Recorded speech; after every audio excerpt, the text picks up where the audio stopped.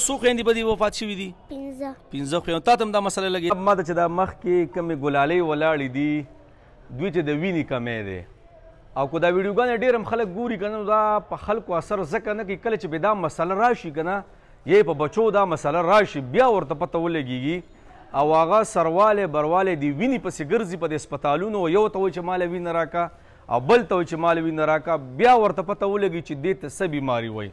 نو جناب دا ښایسته ښایسته ګلالۍ دي دا خو یو څو ماشومان دي د دې په شان په سوونو په زرګونو په لکونو ماشومانان دي چې هغوی چې د وینې کمی. نو جناب دا ملګري چې کوم تاسو دا پوره ټیم دی رید الله صاحب دی او دوی زموږ په دې شیرګړ سیمه باندې په دې ځمکه باندې یو کوشش شروع کو چې هر قسمه وینه دوی ځان سره سټورئ او چې کله مریض ته مسله راشي نو به دوی سره بیا رابطه کوي او دغه شان ګلالۍ ماشومانان نه دي دا زندګي چې دا وینه د دوی او تاسو ته پته ده د یو انسان زندگی بچ کول الله لکه دا پورا عالم انسان چې تا بچ کو صحیح ده او په کائنات کې د ټول نه بهترین عبادت څه دی د دې ګلالو سره او د محتاجو خلکو سره منډه وال. نو دا ماشوم هم تاسو ته پکې څه ووایه بچنګۍ تاسو به دې خبرې په خپله واورئ که نه تاسو ته څه مسله ده زویه پښتو کې وایه تلسیمیا بیماره یم.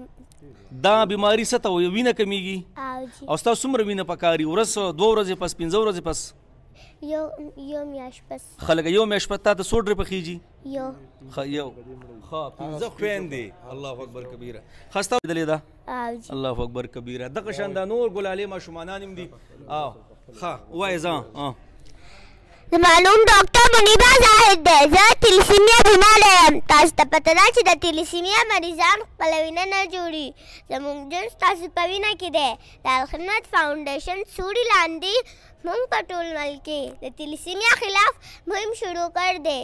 د دې مهم اولنی مقصد دا دی چې کم ماشومان خپله وینه نه جوړي هغوی ته به معیاري وینه څنګه ملاویږي. ما سره خو د خپل ځان فکر نشته دی خو د نورو ماشومانو فکر اخیستی یم. مرګ او ژوند خو د الله تعالی په لاس کې دی. که چېرې یو ماشوم هم د وینې د کمۍ د لاسه مړ شو نو د هغې ذمهدار به هغه ټول خلک وي چې چاله الله تعالی د وین جوړول نعمت ورکړی دی. د دې مهم دویم مقصد دا دی چې دا خطرناکه بیماري زموږ ښکلي وطن پاکستان نه بلکې د ټولې دنیا نه الله تعالی همیشه دپاره څنګه ختمه کړي همدا زما د ژوند مقصد دی ځکه چې زما په دې بیمارۍ باندې ګل په شان 15 خویندې وفات شوي دي. زه نه غواړم چې د بل چا موړه پلار ته داسې تکلیف ورسي څنګه زما موړه پلار ته رسېدل دی. جزاکم الله. انسان ته د انسان په نظر ګوره انسان ته د انسان په نظر ګوره هر فقیر ته خپل ځان په نظر ګوره. که د سل چې ته محل وي په دنیا کې قبر ته د خپل کور په نظر ګوره. چې غوپې ورپسې په لاس بدر شي چا ودا چې په دریا کې ګوهر نشته. جزاکم الله. ماشاءالله جناب تاسو دا خبرې واورېدې رید الله صاحب را سره ولاړ رید الله صاحب د خپل کوششونو یو تعارف وکړئ بیا ورسره نمبر خپل شیر کړئ چې ډېر ملګري داسې چې به یې هغې داسې وینې ده بیا نه میلاویږي نو ستاسو سره به رابطه کوي خیر انشاءالله تاسو بیا دا خدمت کوئ. جی بسم الله الرحمن الرحیم. زما نوم رید الله شلمانی دی زه د شیرګړ علاقې سره تعلق ساتم. دا یو سوچ یو فکر زما ډېر سوچونه داسې چې د انسانیت باره کې زه چې کله موده کېږم نو زه یو سوچ کوم یو فکر کوم زه یم چې داسې یو کاري چې هغه مشکلي او د مشکل کار لکه هر سړي ځان یو سوچ یو طریقې هر سړی چې کله یو روزګار شروع کوي نو آسان کار ګوري.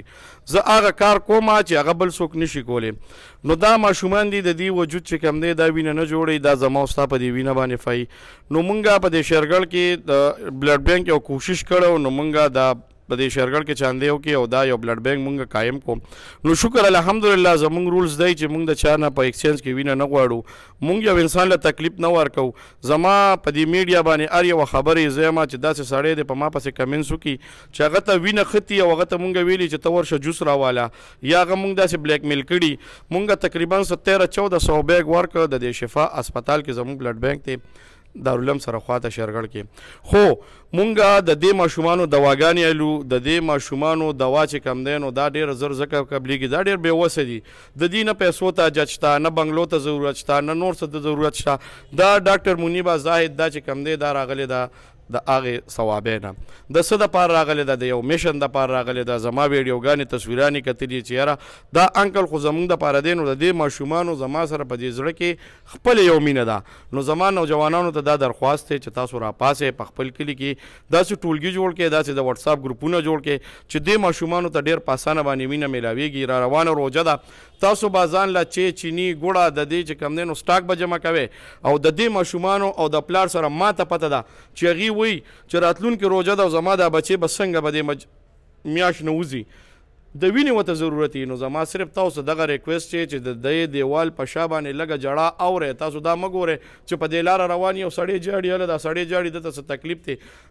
اصل کار بس تاسو دغه چې دیوال په شا باندې یو جړه تاسو محسوسه کړئ، نو تاسو به بیا انسانان یې. قدرمن چې الله مو خوشحاله کړي. نمبر ضرورت شته ورته؟ او جی اوس خو بلډ بینک کیمپ لګېدلی دی شفاس په دې غنی سپر مارکیټ مخې ته. او زمونږ د موبایل نمبر چې کم دی 0348 80 20 799 دی.